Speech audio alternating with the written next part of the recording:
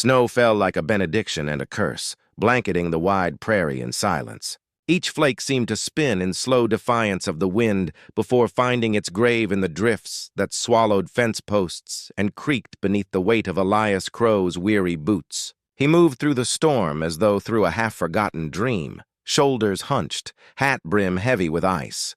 The barn was the only place left that did not echo with the voices of the dead, and so he sank to one knee there in the dim glow of a lantern, whispering words meant for no one. "Please," he muttered into the hay, his hands gripping the worn wood of the trough. "Just make it quick." It was not a prayer, not in any holy sense, but the ragged request of a man who had grown tired of carrying his own shadow. His horses shifted in their stalls, blowing steam into the frigid air, as if they alone had overheard him. Elias stayed there a long while, the silence crowding him, until the groan of the wind gave way to a sound more fragile, like something human breaking. He found her in the snow, crumpled against the dark line of the corral fence. She looked carved from stone at first glance, dark hair stiff with frost, her body folded in on itself in defeat. When he crouched near, her eyes snapped open, hard as flint, and for a moment he felt the bite of her gaze like a blade pressed against his throat. "Do it fast, cowboy," she rasped. Her lips were blue, breath shallow. She had mistaken him for the kind of man who would finish her misery rather than carry it. But Elias did not draw steel. Instead, with the heaviness of a man uncertain of his own reasons, he slid his coat from his shoulders and draped it over her. She flinched at first as though burned by the kindness, but he did not withdraw.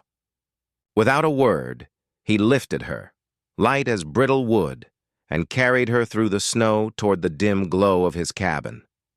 Inside, the fire was low but enough to fight the cold from her bones. He set her down near the hearth, his silence thick as the smoke that curled upward. She did not thank him. She watched him instead, those sharp eyes full of suspicion, her pride a fortress even in weakness. He fetched water, tore cloth for her frost-bitten hands, all without breaking his wordless rhythm.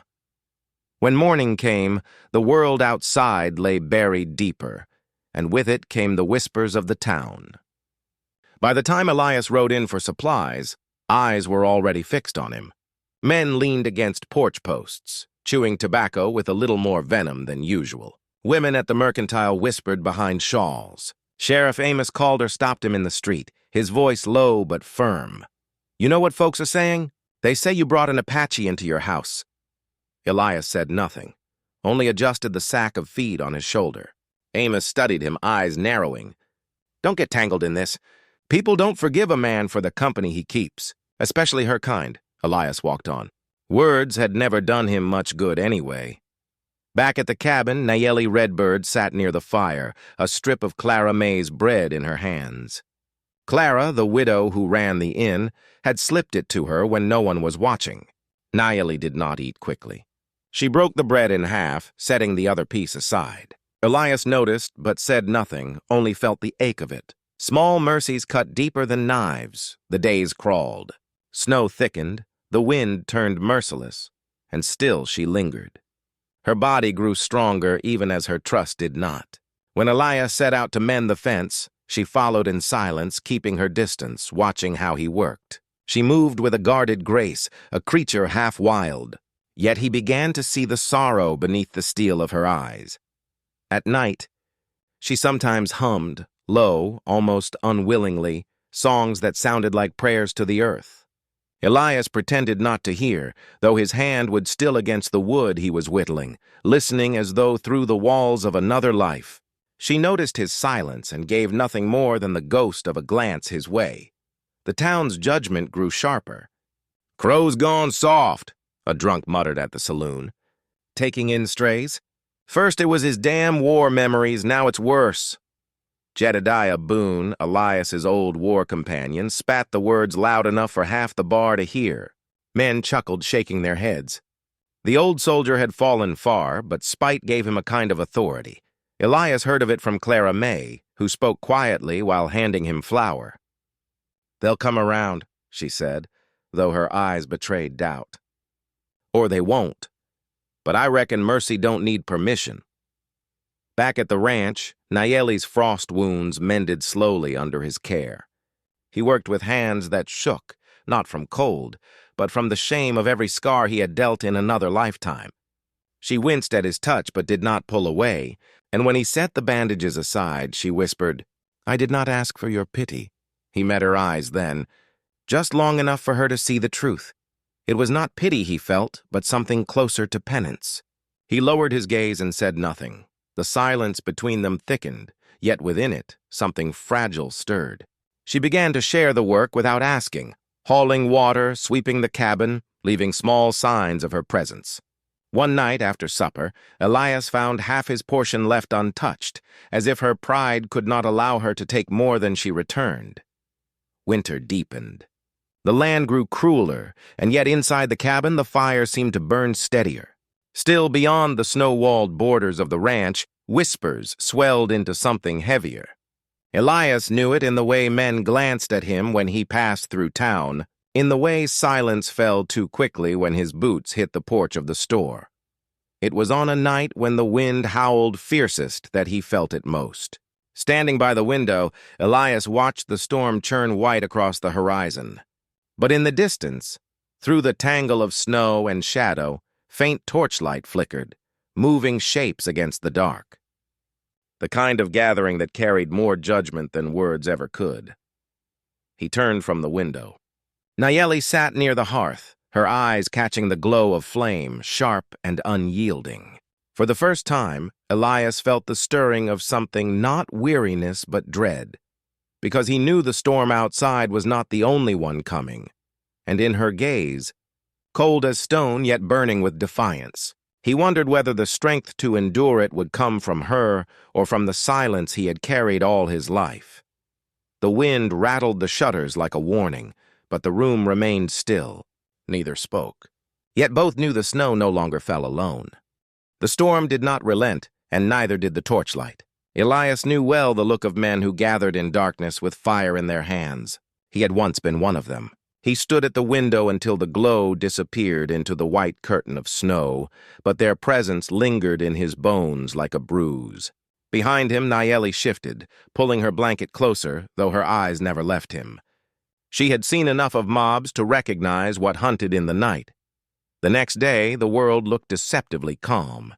Snow draped over the land in clean silence, masking the tracks of men who had stood watching from a distance. Elias chopped wood until his muscles ached, each strike an attempt to silence the unease crawling through his chest. Nayeli worked nearby, feeding the fire inside, her movements deliberate, as if daring him to speak. He did not. His words had always been few, but now even silence felt inadequate. By evening, the silence broke not with speech, but with confession. Elias sat near the fire, his hands still rough with splinters, and for the first time since she had entered his life, he spoke more than a single sentence. "I don't sleep much," he said, eyes on the flames. "When I close my eyes, I hear the things I've done. Men falling, children crying, my bullet making both happen." His voice carried no pride, only the weary tone of a man who had carried his sins so long they had become part of his flesh. "I prayed last winter it would end. Quick, clean, no more nights." Nayeli's gaze softened, though her features remained guarded. She drew her knees closer, her voice low. "You asked death to come? I asked life to stay." She told him of the night her family scattered under gunfire, her brother's voice fading behind her, his body swallowed by snow she dared not return to. "I ran, and I hated myself for it. But I lived. I live still. Maybe that is my curse." They sat with the fire between them, two souls circling the same wound from opposite sides. No declarations passed, only the quiet understanding that pain recognized its reflection. The peace they carved was fragile, and the town did not allow it to grow unnoticed. Rumors spread like kindling to dry brush. Jedediah Boone, leaning heavy on whiskey, spat venom in the saloon. Crows harboring a savage, feeding her under his roof like she belongs. His words carried weight, for men needed only the excuse of difference to sharpen their hatred. Sheriff Amos Calder tried to temper it, but even his authority bent beneath the swell of resentment. when the warning came, it was not through law, but gossip. Clara May whispered it to Elias as he loaded flour into his sack. "They're stirring trouble, Elias. Don't let pride keep you blind. Some men would rather see blood than truth." Her hand lingered on the sack, her eyes searching his face. "Keep her safe." Back at the ranch, Elias found Nayeli at the table, mending a tear in his coat. She did not look up when he entered, but her voice carried steady. "They want me gone. They want me gone too," he replied, setting the flour down. For the first time, she paused her stitching and met his eyes. What she found there was not defiance, but a kind of stubborn loyalty she had not expected. The night they came, the storm had sharpened again, snow twisting in the wind like knives. Elias heard them before he saw them, boots crunching, voices low, torches hissing in the flurries. He opened the door and stood framed by the dim light of the cabin. Nayeli remained inside, shadowed but near, her fingers wrapped around the handle of a small carving knife. Jedediah Boone stood at the front, torch held high, his voice thick with liquor and rage. "Crow, you've turned your back on your own." "Hand her over. We won't ask again." Elias did not reach for his rifle. Instead, his voice, gravel worn by years of disuse, carried across the wind. "You'll not cross this threshold." The men shifted, uncertain. Sheriff Amos lingered among them, his hat pulled low, his hand resting on the butt of his revolver. His silence betrayed conflict, but he did not speak. Nayeli stepped forward, her figure now visible beside Elias. She held the knife steady, her eyes unyielding. Her presence was not plea, but defiance. The sight unsettled the mob more than any weapon might have. Jedediah sneered, stepping closer. "You'd choose her over your own blood, Crow?" "Over your people." Something flickered in Elias's expression then. Not anger, but something colder. "My people are buried," he said simply. "All that's left is this." He gestured, not to himself, not to her, but to the fragile shelter of the cabin behind them. The standoff held like ice before breaking.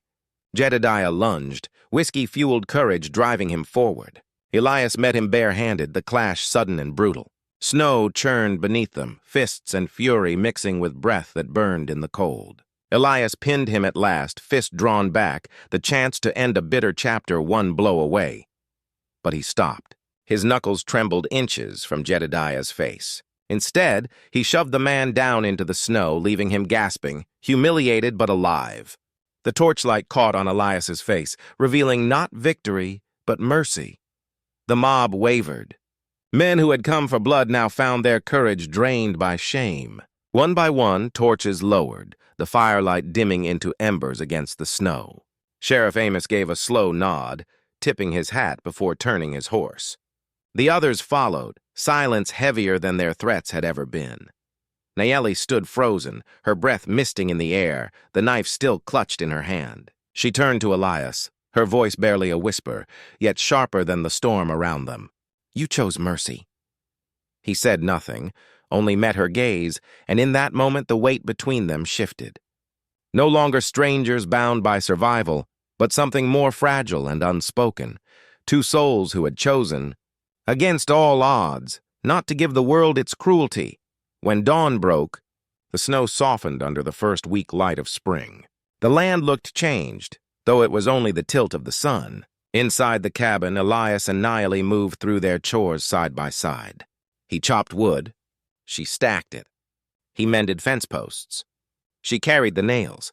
Their silence remained, but it no longer pressed upon them like judgment. It was a silence of belonging. As Elias paused, breath rising in the cold air, he glanced at her. For the first time, the stone of her gaze had thawed. Not into warmth, not yet, but into something that promised it might come. The world outside would still whisper, would still weigh their worth against prejudice and memory. But here, in the fragile shelter of mercy, winter had begun to break, and if you've carried this tale with me, let it settle in your heart. For life will always bring storms, and tongues will wag crueler than the wind. But should you stand beside another soul in the blizzard, silent, unyielding, merciful, you may find that even winter learns to bloom. If this story touched you, walk with us again. Subscribe so the echoes of these Wild West nights do not fade.